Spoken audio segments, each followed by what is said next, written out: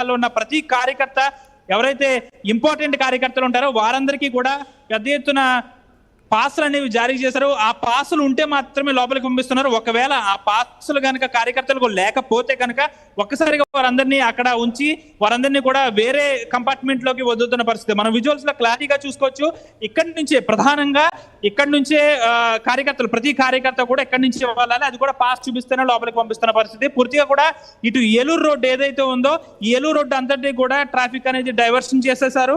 ఇటు కూడా భారీ వాహనాలను కూడా ఇటు రానివ్వని పరిస్థితి. పూర్తిగా కూడా ఎవరైతే కేసరపల్లి ఐటీ పార్క్ కి సంబంధించి ప్రమాణ స్వీకారం ఉందో ఇక్కడికి వచ్చే వారికి మాత్రమే ఇక్కడికి వదులుతున్న పరిస్థితి. మిగిలిన వాహనాలన్నింటినీ కూడా ఇతర ప్రాంతాలకు ట్రాఫిక్ మళ్లిస్తున్న పరిస్థితి.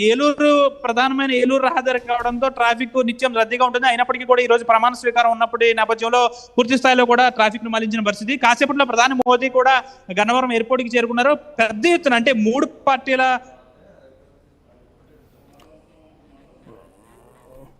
రెడ్డిగా చంద్రబాబు ప్రమాణ స్వీకారానికి జనం పోటెత్తారు. తండోపతండాలుగా తరలి వస్తున్నారు. కేసరపల్లి ఐటీ పార్క్ మొత్తం కూడా జనంతోని నిండి కిక్కిరిసిపోతుందని చెప్పాలి. ఇన్ఫాక్ట్ చంద్రబాబు అనే నేను శాసనం ద్వారా నిర్మితమైన భారత రాజ్యాంగం పట్ల నిజమైన విశ్వాసం విధేయత చూపుతానని ఈ యొక్క మాట కోసం తండోపతండాలుగా జనం తరలి వస్తున్నారు. అయితే ఈ యొక్క ట్రాఫిక్ ఇక్కట్లు కూడా మనం కొంత చూస్తా ఉన్నాం. సో చంద్రబాబు ప్రమాణ స్వీకారానికి వస్తున్నటువంటి ఆ ప్రాంతం మొత్తం కూడా కొంత ట్రాఫిక్ తో కిరిసిపోయిందని చెప్పాలి.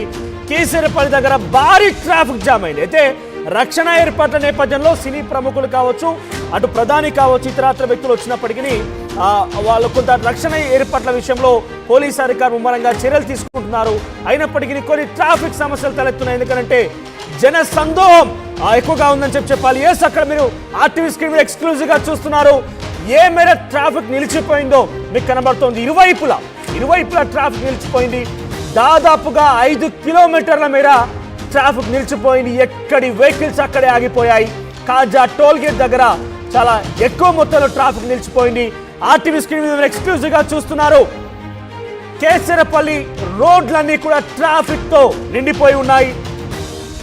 వాహనాలన్నీ కూడా ఎక్కడికక్కడ నిలిచిపోయాయి.